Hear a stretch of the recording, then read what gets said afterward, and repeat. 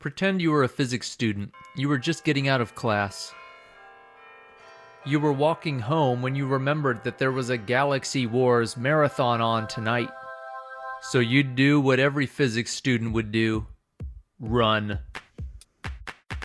You're pretty motivated to get home, so say you start running at 6 meters per second. Maybe it's been a while since the last time you ran, so you have to slow down a little bit to 2 meters per second.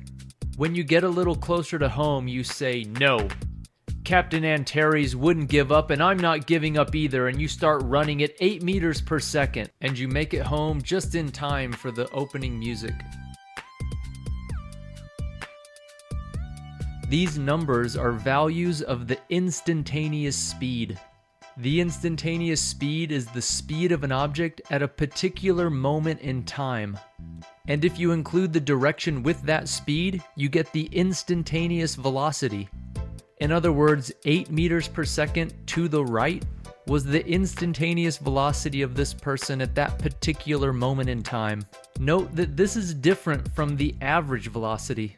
If your home was 1,000 meters away from school and it took you a total of 200 seconds to get there, your average velocity would be 5 meters per second, which doesn't necessarily equal the instantaneous velocities at particular points on your trip. In other words, let's say you jogged 60 meters in a time of 15 seconds. During this time, you were speeding up and slowing down and changing your speed at every moment.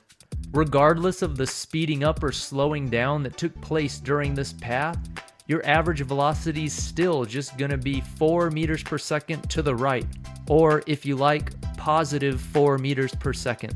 Say you wanted to know the instantaneous velocity at a particular point in time during this trip. In that case, you'd want to find a smaller displacement over a shorter time interval that's centered at that point where you're trying to find the instantaneous velocity. This would give you a better value for the instantaneous velocity, but it still wouldn't be perfect. In order to better zero in on the instantaneous velocity, we could choose an even smaller displacement over that even shorter time interval. But we're going to run into a problem here, because if you want to find a perfect value for the instantaneous velocity, you'd have to take an infinitesimally small displacement divided by an infinitesimally small time interval. But that's basically 0 divided by 0, and for a long time, no one could make any sense of this. In fact, since defining motion at a particular point in time seemed impossible, it made some ancient Greeks question whether motion had any meaning at all. They wondered whether motion was just an illusion.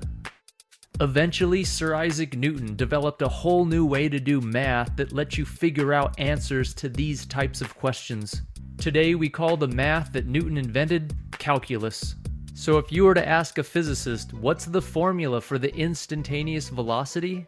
He or she would probably give you a formula that involves calculus. But in case some of you haven't taken calculus yet, I'm going to show you a few ways to find the instantaneous velocity that don't require the use of calculus. The first way is so simple that it's kind of obvious. If you're lucky enough to have a case where the velocity of an object doesn't change, then the formula for average velocity is just going to give you the same number as the instantaneous velocity at any point in time. If your velocity is changing, one way you can find the instantaneous velocity is by looking at the motion on an x versus t graph.